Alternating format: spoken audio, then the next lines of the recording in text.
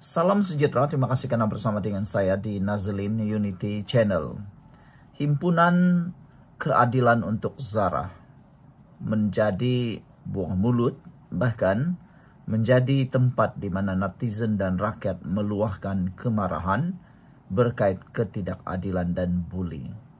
Tapi yang juga membuatkan ramai orang marah ialah apabila ada segelintir pihak, orang-orang politik, parti-parti politik mula menghidu himpunan ini sebagai lubuk emas bagi mereka. Mereka menganggap himpunan ini tempat untuk mereka meluahkan keinginan, tempat untuk mereka berpolitik. Akhirnya, himpunan keadilan untuk Zara ditungganglah pula oleh parti-parti politik tertentu. Anda cobalah pikir siapa parti politik itu yang suka sangat tunggang isu-isu sekecil manapun.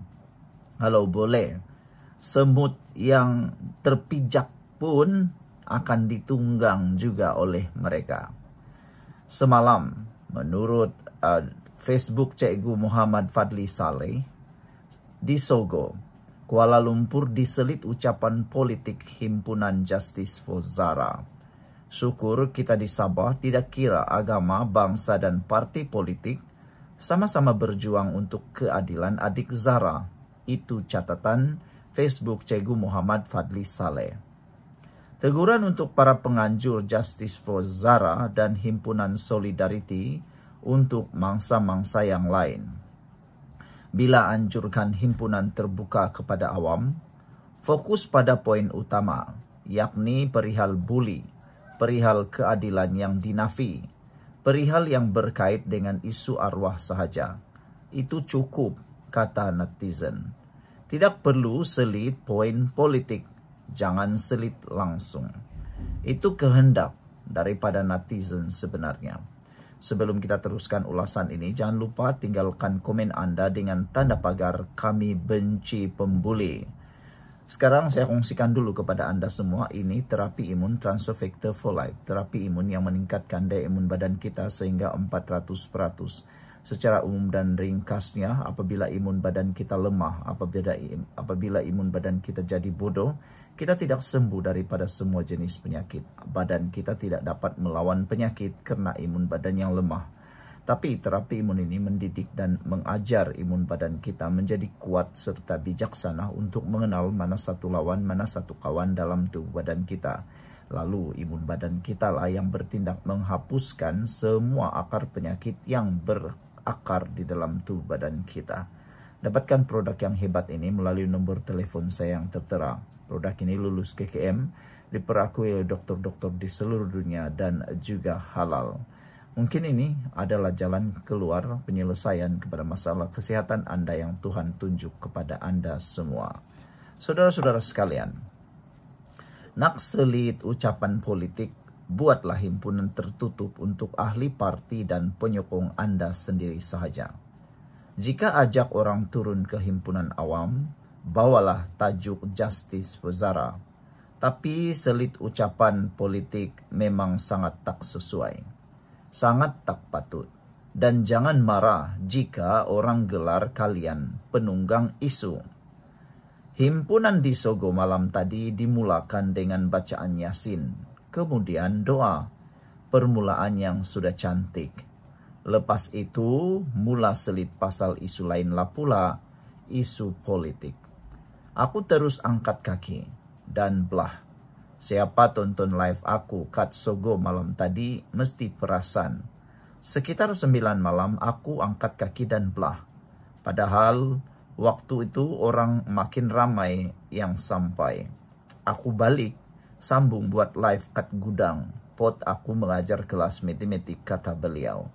Aku tak minat layan politik atau ceramah politik. Dari kecil sampai besar aku tak pernah hadiri ceramah PAS ke, perhimpunan UMNO ke, himpunan bersika apa, kata beliau.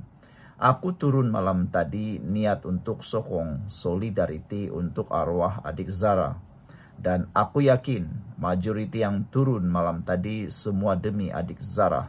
Bukan mereka turun nak dengar ceramah politik, bukan nak dengar isu lain. So, harap sangat perhimpunan Justice for Zara malam ini yang akan diadakan di banyak tempat, termasuklah himpunan Justice for Faris di Stadium Sultan Muhammad keempat, tiada agenda politik diselit. Main isu politik lain masalah weh, tak payah selit walau sedikit, kata beliau. Buat himpunan tu biarlah niat betul-betul untuk keadilan buat arwah adik Zarah, arwah adik Faris dan mana-mana mangsa lain yang masih ternafik keadilan mereka. Begitulah yang sepatutnya. Peserta yang menghadiri perhimpunan Justice for Zara mula balik terus pulang selepas ucapan diselit politik. Ramai orang yang tak suka dengan benda itu. Sekian dulu untuk kali ini. Jangan lupa tinggalkan komen Anda. Bye-bye. Salam sejahtera. Terima kasih kerana bersama dengan saya di Nazilin Unity Channel. Selepas mengakui keluarga di Ubud, ini pendirian Rafizi. Ada yang mula menabur fitnah. Kata mereka kononnya Rafizi akan meninggalkan parti PKR. Kononnya Rafizi akan menubuhkan parti baru. Kononnya Rafizi sedang bergaduh dengan Anwar dan Nurul Izzah. Semuanya itu adalah palsu dan fitnah semata-mata. Belum pernah diberitahu secara rasmi Anwar Ibrahim, Rafizi atau Nurul Izzah bergaduh. Tidak pernah diberitahu sama sekali. Bahkan Rafizi tidak pernah mengakui bahwa beliau sedang berperang dengan dua pribadi itu.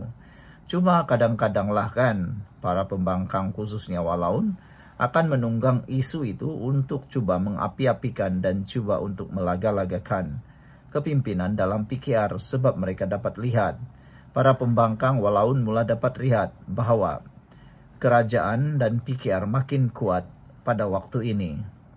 Bekas timbalan Presiden PKR Datuk Seri Rafizi Ramli akan terus bekerja dan memperjuangkan kerja politiknya meskipun terdapat pihak mencadangkannya supaya berehat sebentar daripada dunia politik. Beliau berkata walaupun keluarganya menerima ugutan, namun hidup dan tanggung jawabnya perlu diteruskan.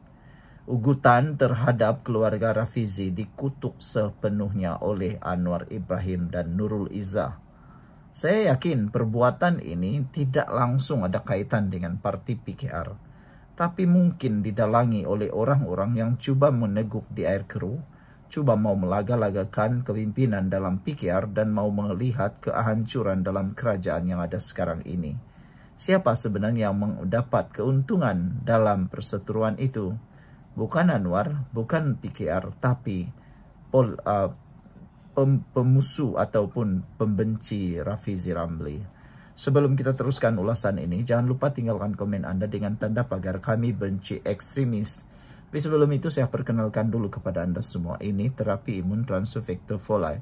Terapi imun yang meningkatkan daya imun badan kita sehingga 400%. Secara umum dan ringkasnya, apabila imun badan kita lemah, apabila imun badan kita jadi bodoh, apabila imun badan kita tidak bertindak kuat, kita kena penyakit dan kita tidak sembuh daripada mana-mana jenis penyakit sekalipun. Tapi apabila imun badan kita jadi kuat, apabila imun badan kita jadi bijaksana, kita sembuh daripada sebarang penyakit karena imun badan kita lah yang menghapuskan penyakit yang berakar di tubuh badan kita itu. Terapi imun ini mendidik imun badan kita untuk mengenal mana satu lawan, mana satu kawan dalam tubuh badan kita. Dapatkan produk ini melalui nomor telepon saya yang tertera. Dan produk ini lulus KKM, diperakui oleh dokter-dokter di seluruh dunia dan juga halal. Mungkin ini jawaban yang Tuhan antar untuk Anda pada hari ini untuk menyelesaikan masalah kesehatan Anda. Saudara-saudara sekalian, Rafizi telah menyatakan pendirian bahwa beliau akan meneruskan tanggung jawabnya walaupun terpaksa menerima musibah seperti ini. Kata Rafizi, saya bukanlah tidak ada hati perut, pentingkan politik dalam keadaan sekarang. Tetapi matlamat ugutan terhadap keluarga dibuat supaya saya putus asa dan duduk diam, kata Rafizi. Kalau saya tidak meneruskan rutin dan tanggung jawab seperti biasa, maka tercapailah matlamat mereka itu, tegas bekas Menteri Ekonomi itu. Dalam masa sama, Rafizi memberitahu beliau akan mengulas mengenai serangan terhadap keluarganya itu dalam audio siar yang berhenti menteri malam ini bersama ahli Parlimen Ampang Roziah Ismail dan aktivis pendidikan Victor Tan. Antara isu yang akan diulas termasuklah kejadian serangan terhadap keluarga saya, ancaman budaya bully dan sebagainya, kata Rafizi lagi. Terdahulu, Rafizi memaklumkan dua lelaki berpakaian hitam dan bertopi keledar menyerang anak lelakinya di pusat beli belah Putrajaya. Ahli Parlimen Pandan berkenan mendakwa seorang lelaki mengheret anaknya yang berusia 12 tahun dan mencucuk dengan jarum suntikan secara tiba-tiba ketika mahu memasukkan kereta untuk meninggalkan pusat beli belah itu pada jam 1.45 tengah hari. Saudara-saudara sekalian, Nurul Izzah juga sudah bersuara serangan ke atas anak Rafizi. Nurul Izzah telah menggesa pihak berkuasa bertindak dengan segera. Akhirnya Nurul Izzah bersuara. Kata Nurul Izzah, yang juga merupakan timbalan Presiden PKR, beliau mengutuk kejadian serangan terhadap anak lelaki ahli Parlimen Pandan Datuk Seri Rafizi Ramli. Beliau berkata pihak berkuasa perlu bertindak segera, menyiasat dengan telus serta memastikan pelaku didakwa ke muka pengadilan tanpa kompromi. Tiada seorang pun kanak-kanak sepatutnya terdedah kepada bahaya sebegini. Tindakan sebegini bukan sahaja merupakan jenayah besar, malah telah melanggar prinsip asas kemanusiaan, katanya. Nurul Izzah yang juga bekas ahli Parlimen Lembah Pantai berkata, sebagai seorang manusia dan ibu, beliau memahami keresahan dan kegusaran yang sedang ditanggung oleh Rafizi dan keluarganya. Susulan itu, setakat ini, polis telah merakam keterangan daripada 6 individu termasuk anak Rafizi dan siasatan dijalankan mengikut Seksyen 507 Kanun Keseksaan. Mengulas lanjut, Nurul Izzah menyifatkan serangan ke atas anak bekas Menteri Ekonomi berkenan yang berusia 12 tahun itu amat mengerikan.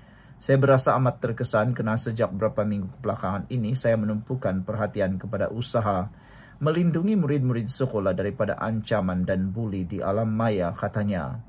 Ujarnya, politik boleh menjadi medan pertarungan idea dan pandangan, tetapi keselamatan anak-anak serta keluarga tidak harus menjadi taruhan atau alat tekanan.